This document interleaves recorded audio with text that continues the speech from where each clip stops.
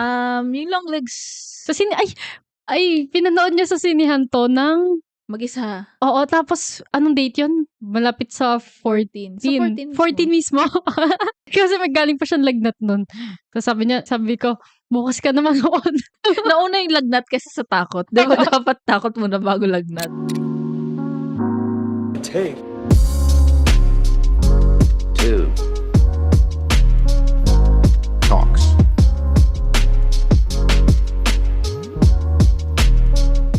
Hi, this is Julia. And Kyra. And this is Take Two Talks. Welcome back. Season 2. Season 2. Kala nyo, hindi na.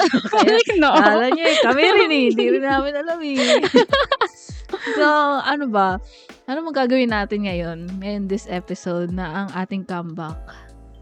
So, yes, comeback. For today, we'll catch up sa mga personal ganaps namin during our break. Pati na rin sa mga pinanood namin, films that we like and disliked. Oo.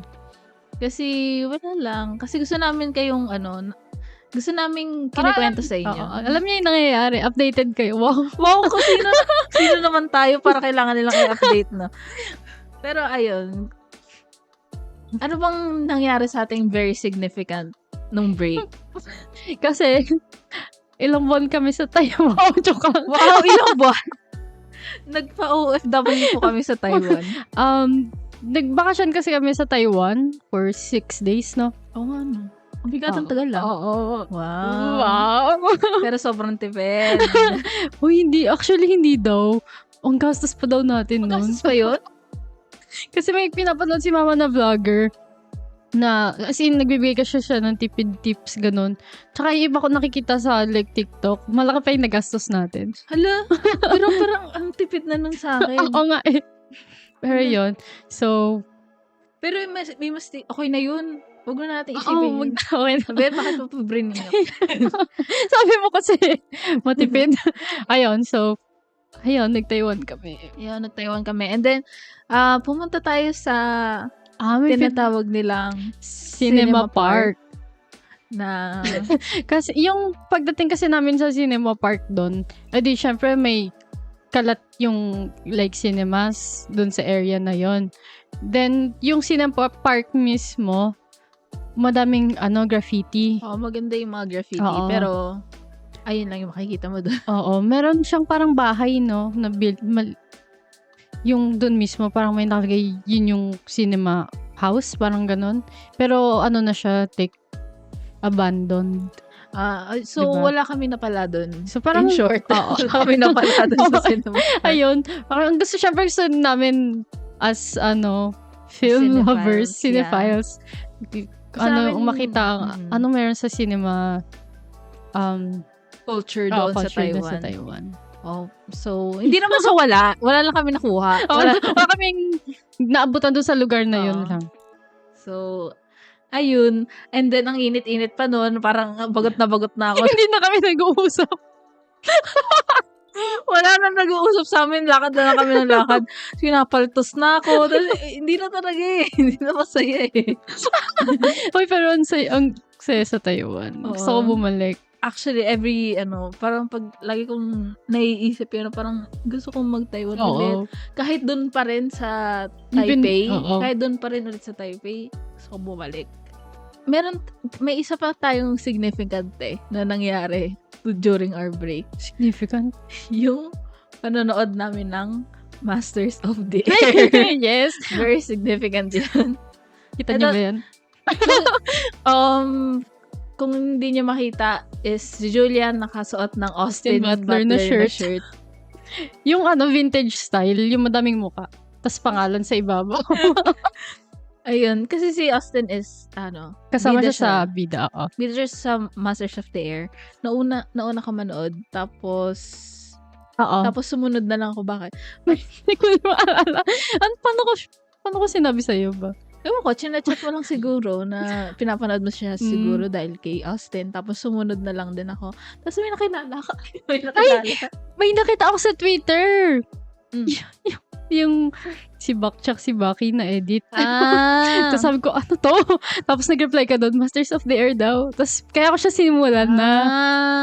Okay. Ayun. Yun. Masters of the Air is an HBO show. Di ba? HBO ba yun? Apple. Apple TV. Apple TV Originals na show. It's parang third installment sa Band of Brothers na TV shows din. Tapos, ayun, pinanood ni Julia, tapos pinanood ko din, and then may nakilala din akong jowa. Charis. Nandiyan ba?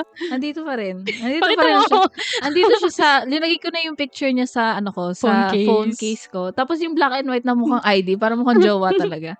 Ayun, si Anthony Boyle. Actually. Ayun. Ay, wag na isa. Ay, no, umiinom siya ng, hindi kita. Basta si Austin Butler yan, umiinom ng kape. Para mukha din boyfriend picture. Oo, naka-black and white din. Kasi delusional kami pa.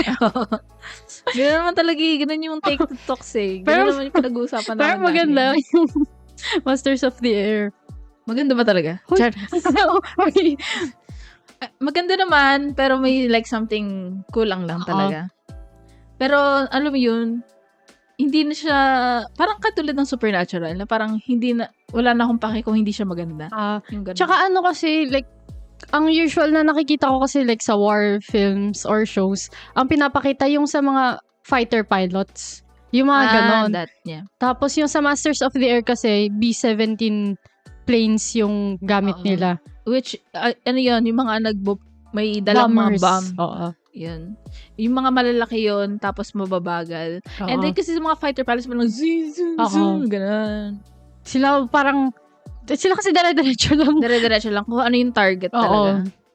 Ayun. Ang interesting, ang dami ko natutunan din. Oo. Marami rin ako natutunan. Oo. Pero hindi yun yung focus ko. hindi talaga iniisip ko talaga eh.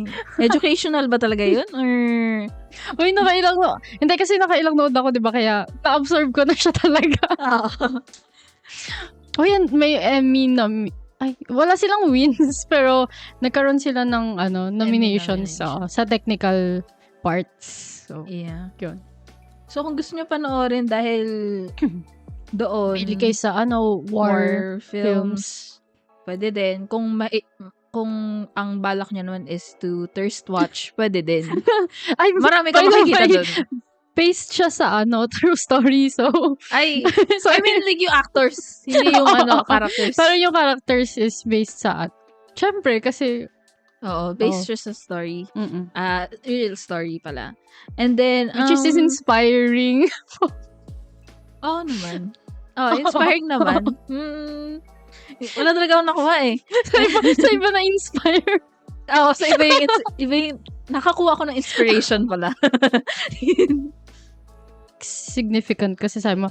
So, kasi after na nung nag-podcast tayo, yung nag-start ako maka-join sa kay Andrew. Si Andrew is yung nag-handle ng Smash That Screen.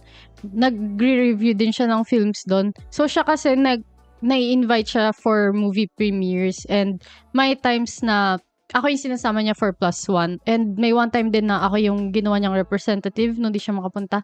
So, ayun. Pag nakita niyo sa social medias namin, merong like short reviews doon. Ano lang yun. Ibig sabihin yun, galing sa premiere yung pinanood. Pero may isa kami hindi na-post, yung Furiosa. Kasalanan ko nung hindi na-post. Ayun lang. So, yun mga part ng ganap nung bakasyon. Ano pa ba? Ano ba yung ikaw? Insignificant. Hindi mo pwede sabihin. Ano ba yan? Akala ko in terms of films lang. I mean, in terms of film naman. Nangyari sa Nangyari sa buhay na lang, in personal. Pero, ayun, isa na po ako sa online editor ng Batang Quiapo. Yes. Puro, Batang Quiapo. Kinakata ni Mama yun.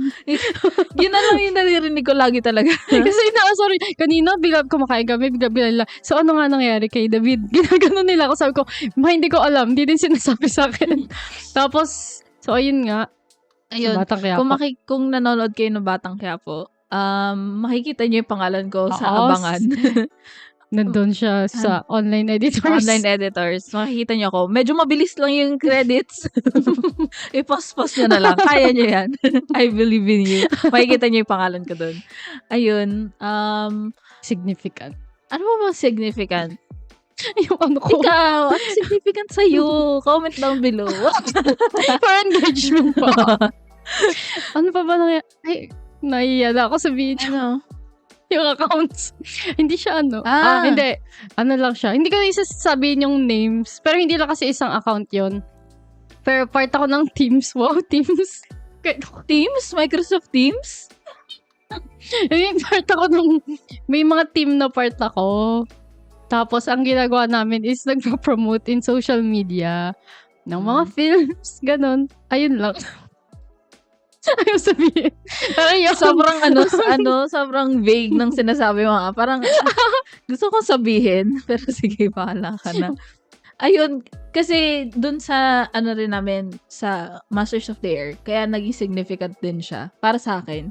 Kasi nag-start akong gumawa ng fan account. Nabuhay yung film account ako ko. din. Ginawa ko fan account para kay Anthony Boyle, ganun. Ako din. Siya rin. Para kay Austin, pero Kay Austin Butler, pero yung simula. naging Sebastian Stan. Sabi nga nila, never let your boyfriend stop you from meeting your husband. Charot. Nakapal na mukha So, ko. boyfriend si Austin? Oo. Nakapal na mukha. Ayun. Sorry, kalma na ako, masyado na akong delusional. Kailangan nonchalant. Hindi pwede. Wala, paano yan? Yung kasama mo, hindi rin naman nonchalant. Sabihin sana ako. Yung kay Ano? si AI. Wag na. Ayan lang yung pwede nyo malaman. Sige, ayun. Yun lang. And then, ano po ang mga nangyari? Ay, black na ibo ko kung nanonood kayo sa YouTube. Hindi na siya pink. Ayun, hindi, meron na pala ako dati. Sabihin ko sana meron ng Pati yung glasses ko, hindi na pink ko. Black na din siya. Kinalitan mo na. Oo. Hindi na yun nasisira. Ano kasi nasisira? Ayoko na isipin niya. Sayang kasi, alam mo, na-realize ko rin recently, pati dahil doon sa nanay ko, and then pati sa'yo, parang, ang mahal pala talaga ng mga glasses. Parang, wow. Parang, dati kasi, di ba, naiingit-ingit pa ako. Nung mga bata pa, parang, uy, may glasses siya, gusto ko mag-glasses. Kasi parang ngayon, parang, sige, okay na ako. Okay na pala ako sa binigay sa akin. Then, yung Dune Part 2 ba? Hindi natin napag-usapan. Nabanggit ko lang na etong clip. Nag-edit pa. Uy, hindi ko na maalala yun. Maghahanap pa ako. Yung intro ng huling episode, tata natin yun. Yung sabi ko, panoodin nyo talaga yun dun, guys. Yun lang, hindi natin siya masyado napag-usapan. Okay. Pero nadaanan natin. Okay. So, ayun doon nagsimula yung Austin Butler mo, di ba? Fascination. Ayun na yun. May timeline na tayo. May timeline na. Doon part 2, naging Austin Butler fan. Tapos nagkaroon ng Masters of the Air. Tapos, bakit gano'n napunta kayo sa Sebastian Stan? Hindi kami na. Ano ba yan? Mabubuo na sana natin yung puzzle. Kasi, paano ba? Parang nanonood kasi ako lagi ng edits sa TikTok. Like, sinesend ko sa kanya sila Austin Butler. Yung mga Masters of the Air edits. Tapos, may lumalabas na Winter Soldier. Tapos parang sabi ko, hala, ba't nandito to? Tapos parang, naisip ko, sige na nga, papanoodin ko na ulit yung Winter Soldier. So, pinanood ko ulit. Ayan tuloy. Tapos, nag-Met Gala bigla. Diyos ko. Ayun. So, sinisingit lang niya talaga yung sarili niya. Oo nga, lumabas sa ko. Sinadya niya yun. Yeah, sinadya. Ang nangyari kasi sa akin nung, di ba yung last episode namin yung Oscars. Hindi. Before nung Oscars, After nung Oscars, may final episode. Pero kasi, di ba, yung may Oscars episode kami, ang ginawa ko kasi before nun, nag-catch up ako sa mga movies na na-miss ko na nominated. Mm-hmm. So, na-burn out ako sa sobrang dami ko nang pinanood doon para lang mag-catch up. So, nangyari sa akin, puro rewatches ako, tsaka thirst watches. Mm-hmm. pantanggal umay. Yeah, totoo. Yung parang aalisin mo na lang yung hindi ka na magiging critical, parang ganun. Hindi mo na i-analyze na parang, ay, ang ganda na cinematography. Kasi hindi naman, wala namang maganda eh. Hinastify pa yung panonood. Oo. Kailangan ganun eh. Ganun dapat para mabuhay. Ayun. And then, Challengers. Sabay namin to pinanood yung Challengers. Di pa nasasabi yung Challengers. Girl, ang tagal na eh. Parang paano ko pa masasabi? Ano pang masasabi ko dito? Magka-chat kasi kami habang kasi basta sabay kami nanonood. Tapos nag-chat kami tuwing, OMG, parang live reactions. Live reaction. Pero, ano ba?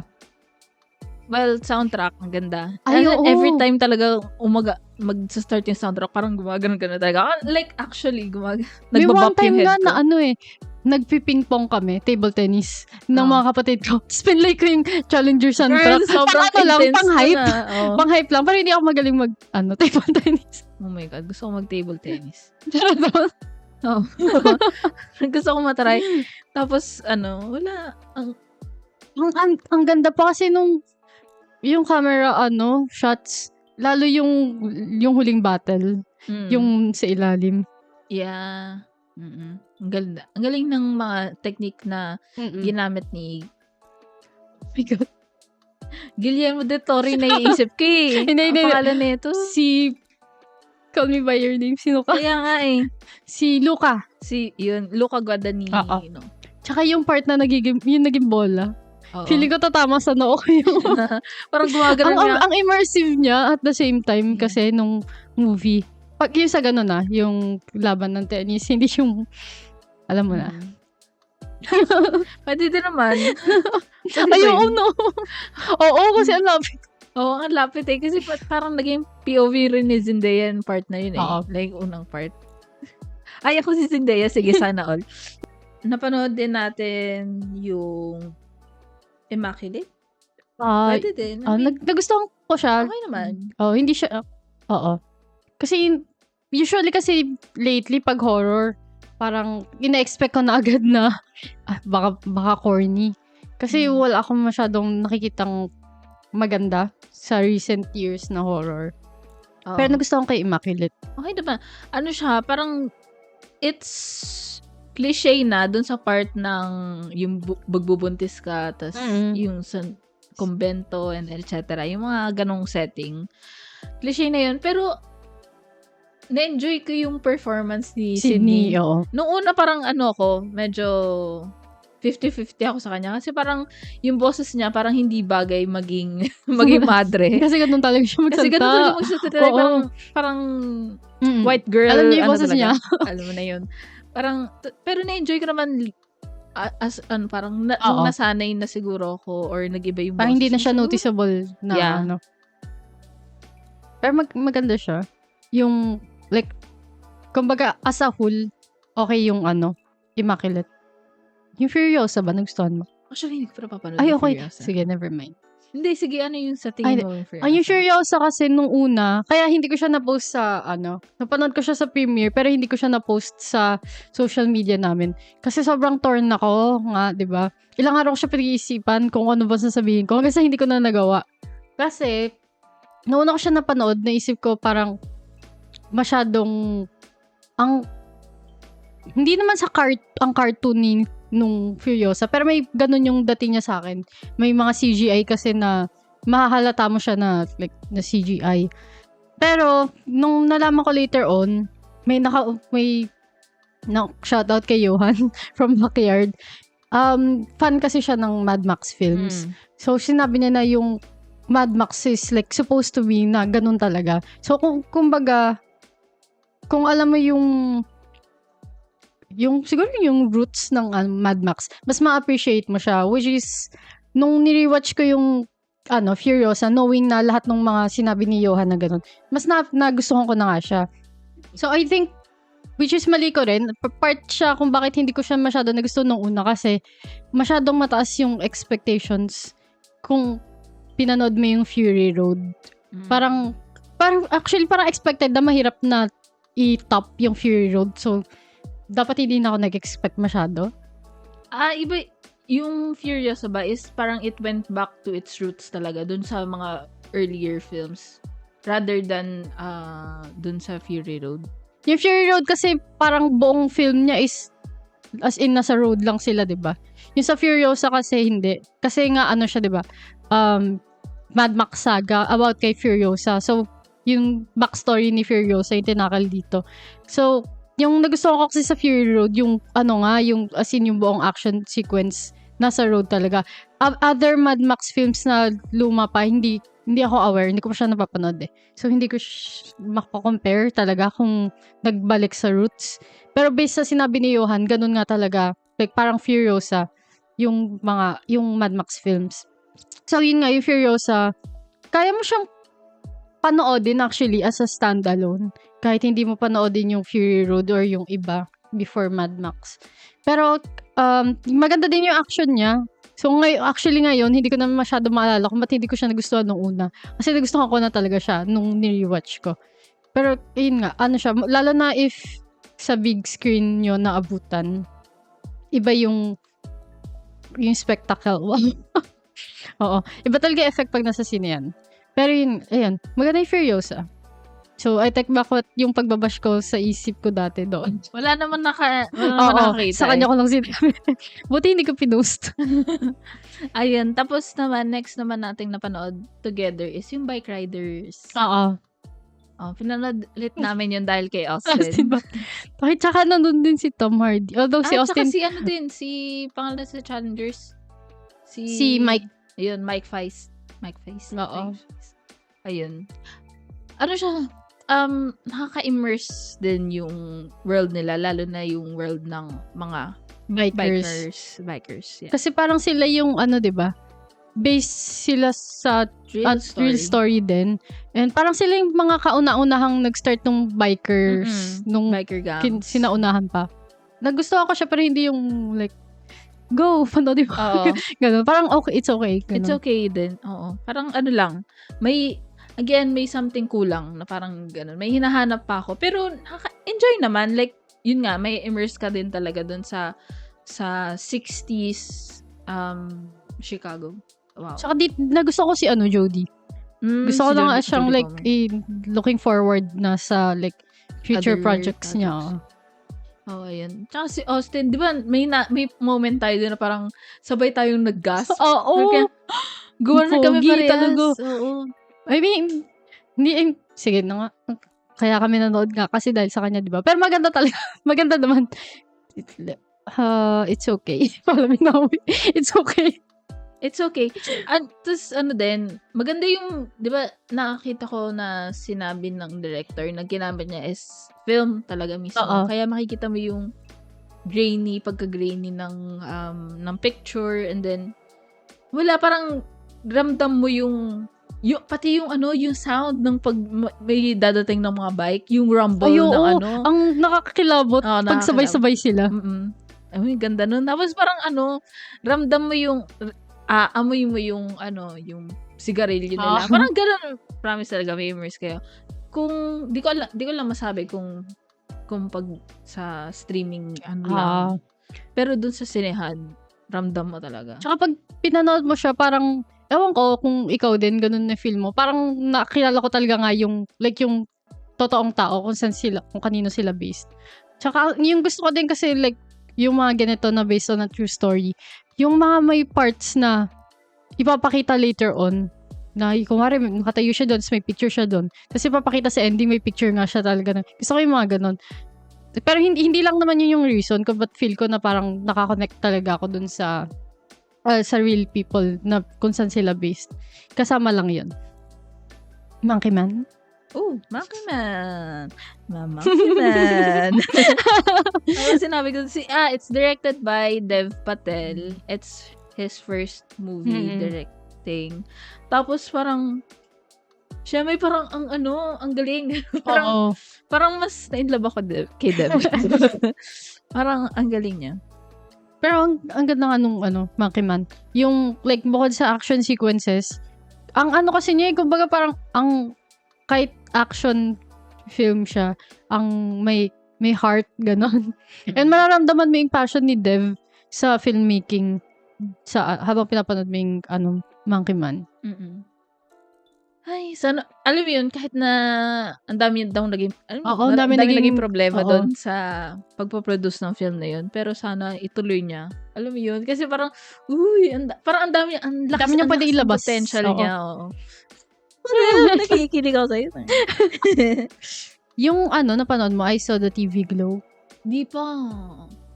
Parang Oo. Pero siya, di ba? Based kasi siya dun sa, like, isang batang lalaki na na-introduce siya sa isang TV show ng babae na parang senior niya. Tapos parang over time, hanggang sa naging teenagers na nanonood sila nung TV show na yon. Actually, hindi siya, since mas bata nga siya, hindi siya like laging pinapayagan ng parents niya manood. So, nire-record lang para sa kanya nung babae. So, yun yung premise niya. Pero for me kasi, ang interesting niya nung una, yung I Saw the TV Glow. Pero parang na-drug para sa akin. Ang boring. As in, naboringan ako. Habang patagal naboringan na ako sa kanya. Gusto ko yung soundtrack. Maganda yung soundtrack. Nandun pa nga si Phoebe Phoebe Bridgers. Pero, ayun. Hindi ko din nagustuhan yung ending. Ang dami ko hindi nagustuhan. Oo. Pero, ang taas ng praises dyan. Ayun nga, naggulat nga ako after, hindi ko alam kasi na madaming praises. So, after ko napanood, tsaka ako nakita, sabi ko, talaga. Okay. Okay. Parang ganun. Pero hindi ko siya nagustuhan. Kayo, ewan ko, kung it's for you, pero it's not for me talaga. As in, inaantok na ako. Parang, ang tagal naman matapos. Ganun na ba? ako. Anong oras? Baka hindi, hapon. hapon. Hapon lang. Tapos kumakain pa nga ako, may snacks pa ako eh. So, parang ang tagal naman matapos nito. Ganun na talaga yung feeling ko. Okay sana siya eh. Ang interesting nung Nung umpisa ng topic or ng concept. Ganun. Oo. Kaso nung tumagal, wala na. Parang ang dami na nangyayari. Hindi na hindi na okay. Okay. And then another horror na napanood natin is yung Longlegs. Yun Long Legs.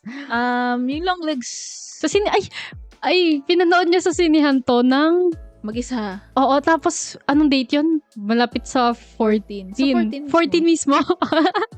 Ayun. Sabi ko yun kailan ka manonood? Kasi magaling pa siyang lagnat nun. Tapos sabi ko, bukas ka na manood. Tapos, nauna yung lagnat kasi sa takot. Diba dapat takot muna bago lagnat? So, ayun. Pinanood namin yun. And then, I mean, okay naman, siguro, kung hindi ka pupunta doon, mag-e-expect ng horror. Oo. Ayun. Kasi ako nag-expect ako ng horror. Kasi parang, yung mga trailers, kung paano nila market, parang as in, like, one of the scariest daw. Parang, hindi naman ganun. Technicality-wise, gusto ko yung Longlegs. Pero yun nga, isa story, wala lang. Parang, ang common na din. Yeah. Tsaka, lalo dito sa Philippines, may ma-relate talaga kayo pag na-reveal na sa dulo. Ano? Sino yun? Hindi mo naisip yun? Yung hindi. Napanood mo yun? Hindi. Talaga? Okay, sige. Kami kasi nung kasama ko nanood, yun agad yung naisip namin. Hindi. Sorry. Hindi pala. Hindi niya naisip eh. Pero baka lang, maisip niya. Ano pa ba yun? Kino-compare din siya sa Silence of the Lambs. Diba? Kinompare din siya parang okay. Oo. Parang best crime okay. since The Silence of the Lambs, ganun. Pero yun din, isa pa eh. Parang marketing din yung mali nag-hype actually. sa akin eh. Parang Silence of the Lambs. Pero hindi pa rin eh. Mas maganda pa rin para sa akin yung Silence of the Lambs. Although, nakikita ko kung bakit kinompare. Kasi ganun. Ganun din. Okay. Gets ko naman. FBI, investigation din para sa isang, case. Serial killer, ganun. Yeah. And then, doon naman kay Nicolas Cage, isa din sa mina-market yun. Lalo na sa intro, doon talaga ako, yung sa intro ng Longlegs, yung una pa lang sumigaw na ako. Ayun. Doon ako mas natakot. After nun, medyo wala na. Diba? Sayang. Kala ko talaga kasi, matatakot talaga ako. Although nakakatakot naman. Kasi lalo na kung mag-isa lang ako. Tapos, ayun. Sobrang lang talaga nila minarket kasi. Ang OA. OA lang talaga. I mean, napapunta Oo, ako. maganda yung marketing in terms of nagkaroon ng audience. Pero yung naging reaction afterwards, yung hindi. Oo.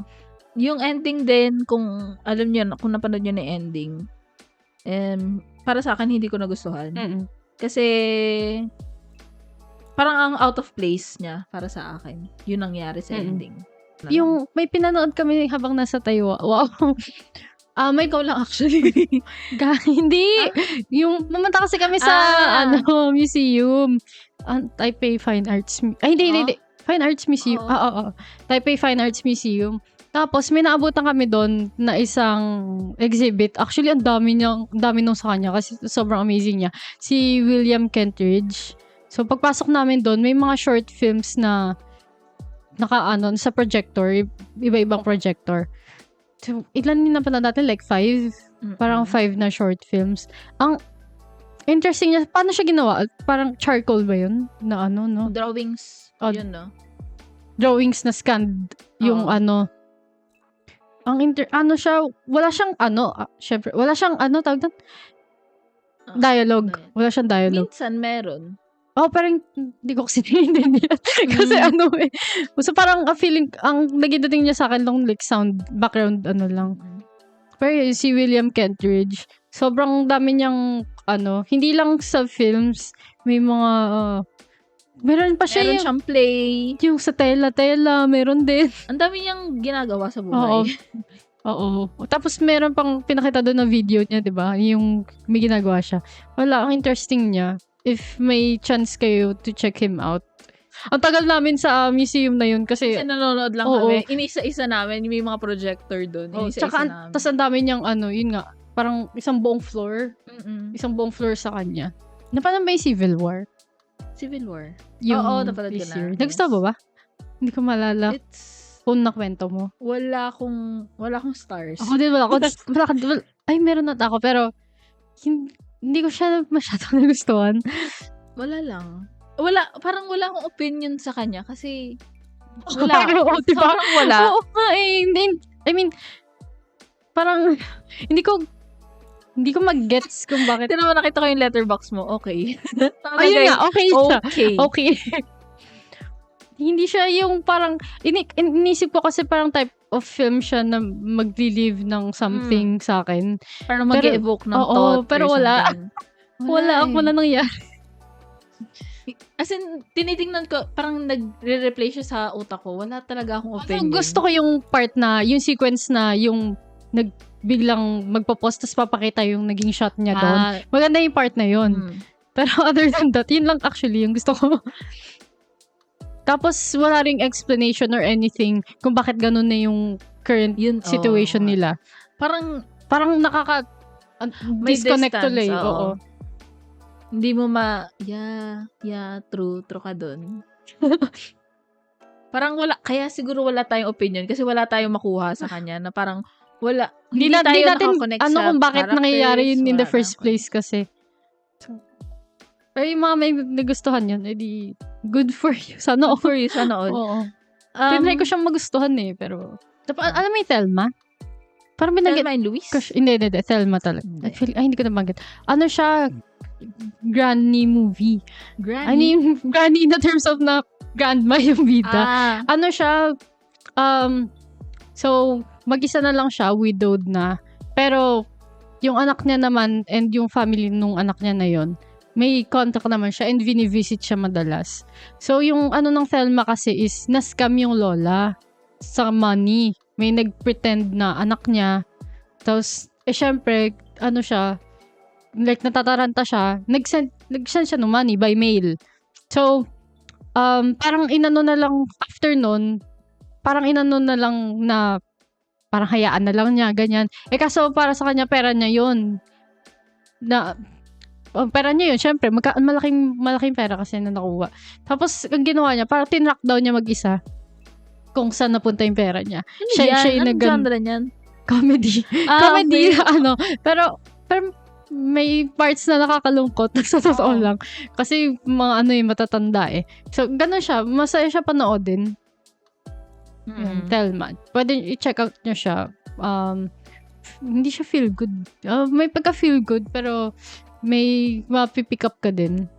Napanood ko yung Kinds of Kindness. Ayaw nga pala. Napanood ba na? Hindi pa. pa. Ayun, maraming nagsasabi na mixed reviews din tong Kinds of Kindness. Pero para sa akin, nagustuhan ko siya. And then marami din nagsasabi na parang kung siguro nakilala mo si Yorgo as ano yun? Ano yung... Sa Dogtooth? Hindi sa Dogtooth. Yung Poor recent Things? lang sa Poor Things. Kung nakilala mo siya first sa Poor Things, tapos magka-Kinds of Kindness ka, siguro dun ka magugulat sa Kinds of Kindness. Pero since, kahit na hindi ko pa napapanood yung Dogtooth, napanood ko na yung Sacred Deer. Killing Sacred Deer, tsaka yung The Lobster. Kahit napanood mo na siguro yun, and siguro nagustuhan mo yun, magugustuhan mo yung Kinds of Kindness. Hindi ka masyado magugulat sa mga pinagagawa doon. And alam mo yun, siguro, si Yorgo lang nakikita ko na ganun gumawa ng film. Or Ngayon, ganun, itong generation. Oo, na ganun gumawa. And then, yung klase ng stories niya, yung very experimental, yung yun. Gusto ko yung pagkakagawa niya doon. And,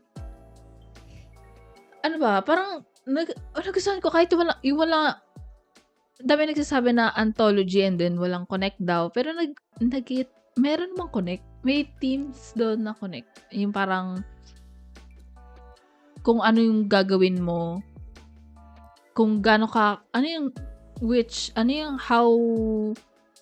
gaano ka kalayo ang tatakbuhin mo para lang ma-accept ka ng isang tao or mahalin ka ng isang tao. Ganong klase. It's about love and acceptance talaga. And then, ayun. Hindi ko alam na ganun yung theme. Yeah. Iba't ibang uri ng kinds of kindness. Okay. Pag ganun. Oo nga, no? Sa title na po. Oo. Parang ganun. Ako naman, pinanood ko yung Rush, which, 2013 pa. Based siya sa true story, actually, sa F1. So, actually, gusto ko manood ng mga F1 na. Tara na tayo. Tara na. Mamaya may Singapore Grand Prix. So, yung Rush, ayun nga, based siya sa si Niki Lauda tsaka si James Hunt. 1970s na rivalry to. So, yung tawag dito. Etong Rush, feel ko kahit na kahit na hindi ka interested sa like racing or F1, okay siya panoodin. Like, 3 stars lang siya sa akin actually. So, hindi ko naman masasabi na magagandahan ka pagka Pero siya, kumbaga magkakaroon ka ng insight kung gaano yung F1 as a sport and kung gaano talaga siya ka-dangerous. Kasi as in, like, life threatening yung racing. Tapos, ang interesting nung dynamic kasi, as in, kung gaano ka parang yung sa Kinds of Kindness. Pero ito naman, gaano yung or in their case, ida-drive mo para lang matalo mo yung rival mo. Yan. Ang interesting ng dynamic nila. Yung Renfield, ang dami medyo nag-flop to eh. Nag-flop daw to and then medyo hindi rin maganda yung reviews. Pero para sa akin, nagustuhan ko siya. Horror comedy siya, more on comedy. And then may action din. Ang hindi ko lang nagustuhan dito yung si pangalan nun, yung Asian na yung boses niya is Sino? si Aquafina. Okay. Ayun. Siya yung naisip ko pero baka mali kasi. Yun lang yun, hindi ko lang siya bet dun. Parang actually, nababasa ko nga yung never ko siya naging bet. Ayun. It's about si Dracula and then yung sidekick niya na si Renfield. So, story to ni Renfield na parang he's trying to get out of the toxic relationship nga dun sa boss niya who is Dracula. Tapos, nagustuhan ko lang talaga yung pagka-comedy niya. And then, another comedy horror film na napanood ko is yung Abigail? Mm. Abigail ba yun? Yung may ballerina na ano. At parang may nakikita akong Abigail. So, Abigail. Yun. Isa yun na nagustuhan ko rin. Na ginawa ko siyang 5 stars kasi sobrang tuwang-tawa ako dun sa mga nangyari dun. Parang na-enjoy ko lang talaga. Horror comedy din yun. And then, it's about group of people na na-hire na kidnapin yung bata. Yung who is a ballerina. Tapos, ilalagay siya sa ikukulong siya sa mansion tapos mag-iintay sila ng pera. Parang ganun. Ano yung tawag doon? Ransom money. Ganun. Kasi yung tatay nung ballerina is mayaman. And then, na-find out nila, I mean, kung ayaw nyo malaman ng kahit ano tungkol sa Abigail, i-skip nyo muna tong part na to. Pero kasi ako, hindi ko alam na vampira pala si Abigail. Na parang tapos, ayun, isa-isa niyang pinapatay yung mga characters doon. Yung parang Jennifer's Body nga. Ito ba yun? Jennifer's Body? Parang may nakikita ko sa'yo na parang nako-compare. Ito ba yun? Di ko alam eh. Siguro. Baka yun. Siguro, ayun. Ayun. Tsaka kasi, doon is, maganda din doon is yung mga characters. Sobrang mong may enjoy sila. Tsaka may mga distinct characteristics talaga sila. Although, may pagka-cliche yung characters. Pero may enjoy mo sila eh. Parang ganun. Kaya, ayun. Gusto ko yung mga characters din doon. Ayun, sa Abigail. Meron pa akong isang pinanood na, ano lang siya sa akin, like so-so, in a violent nature. Kakakita ko lang yan. Ano kasi siya, like, point of view nung Killer. Oo. Ganun yun siya. Ang interesting niya sa una, lalo yung types of ways of niya, kung paano siya mag-kill. Kaso parang na lang siya, repetitive. Pero ang gusto ko dito yung parang mas gusto ko pa nga yung moments na pinapakita yung naglalakad lang siya eh. Parang ang calming actually. Pero siya, parang may disconnect lang din sa film. Kasi from start to end, parang ganun lang yung nangyayari. Tapos parang kumbaga, if nonchalant is a movie, ito yun. Kahit nasabihin mo na gory siya, ganun yung dating niya sa akin. Parang nonchalant lang niya na movie. Parang wala lang. Parang lang, Dead by Daylight. Maganda sana. Pero yun nga, puro ganun lang talaga yung nangyari. May nakita kasi akong review doon na parang, lalo na kung fan ka talaga ng mga slashers, siguro mas may enjoy mo. Kasi siguro. May mga parang inside jokes. Hindi, inside jokes. Parang, kailangan mo talaga daw malaman kung ano yung kultura ng mga slashers. Ganun. Mga slasher movies. Parang ganun. Para mas ma-enjoy mo siguro. Ayun. Yun lang nakita ko. Kakakita ko lang kasi nung kanina. Parang, interesting. Pero, I can see na magiging siguro, repetitive sa siya, ayun nga. Like, kung maiksi lang siguro, okay lang na ganun paulit-ulit. Ilang hours ba yun? Hindi naman siya ganun kahaba, pero masyadong mahaba para sa 94 minutes lang. Oo. Kasi ganun lang talaga nangyayari. Okay. Ayun.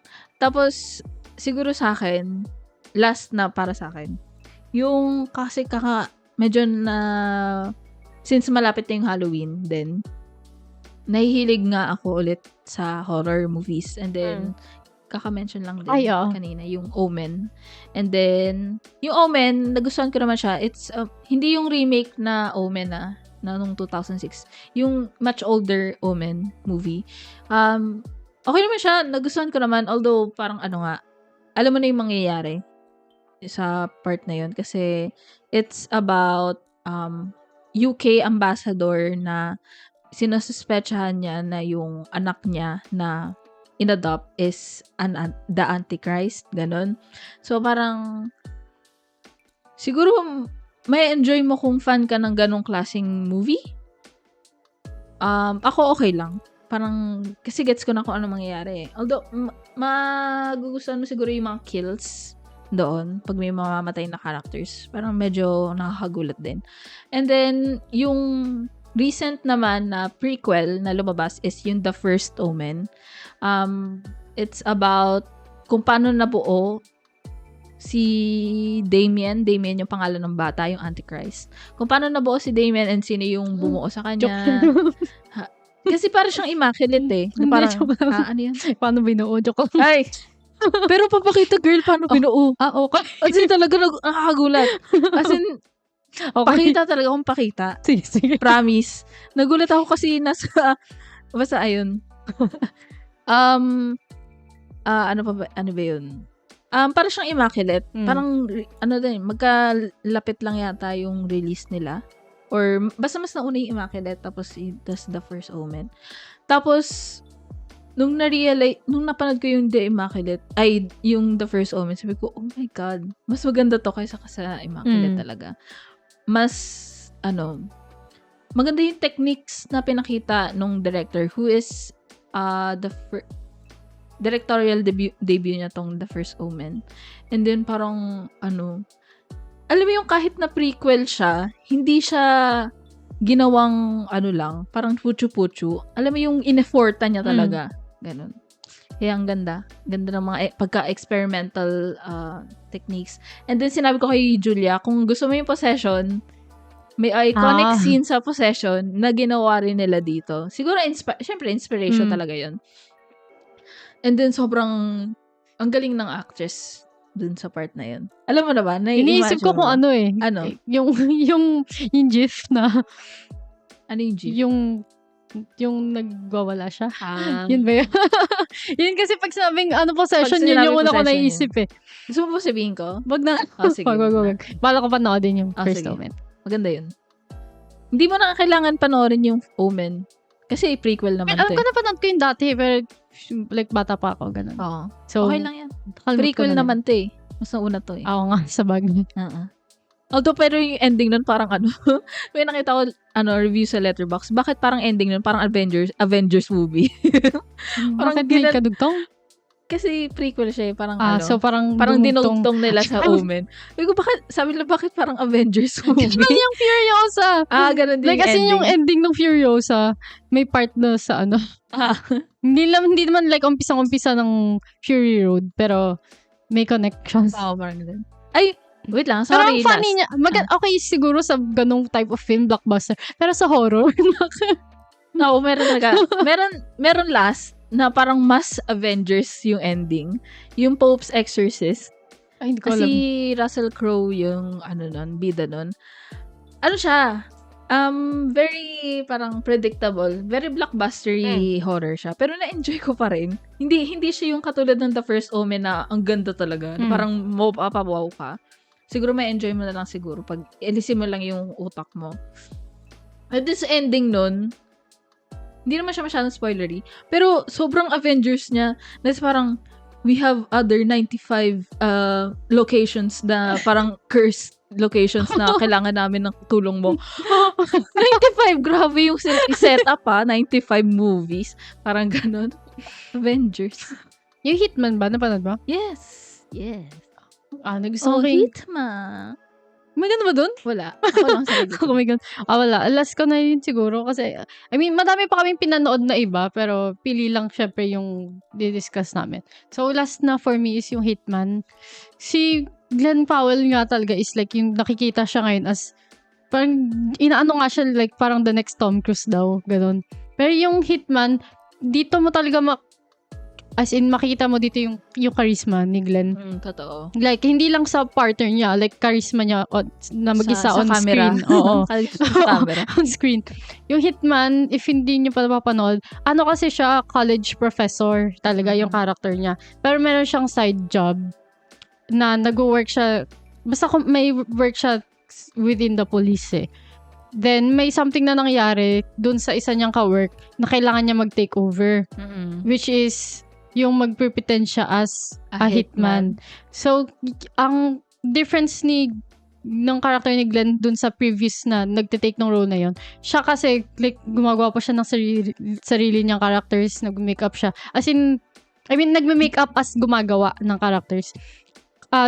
Pinag-effortan niya talaga yung characters para niya. Para ibagay niya dun sa kausap niya, diba? Para ang goal kasi nila is mapaamin yung yung gusto mag-hire dun sa hitman kuno.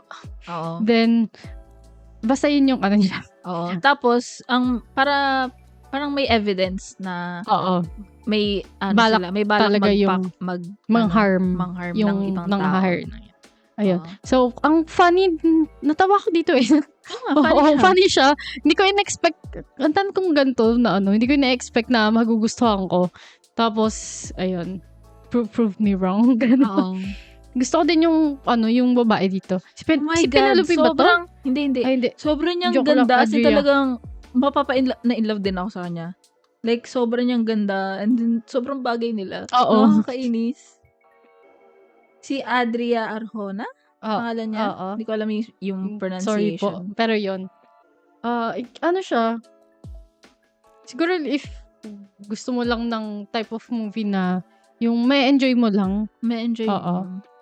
For entertainment, ganun. Hitman. Oo nga pala. Isa pang ginawa namin na significant during our break, nag-guest kami sa usapang Yes. Which sa is, usapang na podcast ni Jenny and Jelena. Available yun sa Spotify. Pinag-usapan lang din namin doon is films in general and Take-Two Talks. Ayun. So, you can check that out. You can check that out. And then, yung sa next episode naman namin, magi-guest si Jenny. From Usapang Yes. And for that episode, we're gonna talk about horror films. And since mag-Halloween naman na and mahilig kasi si Jenny sa horror films. So, ayun. Oy, nag-effort kami. Ay, napapansin niyo ba may may isang ilaw po doon sa likod namin. Tapos may ilaw din kami. May ilaw kami. Ang dami namin ilaw actually. Kasi gusto namin kasi second season. Upgrade ng konti. Oh my God. Pero ang ganda ng ilaw ngayon. Parang pink to violet. Nakikita mo? Kita niyo po ba? Sana kita niyo. Sana naman. Kasi binili namin yan eh. So, ayun. Sana nag-enjoy kayo and mag-tune in kayo sa next episodes ng Take-Two Talks. Again, this is Julia. This is Kyra. This is Take-Two Talks. Bye-bye. See you next week.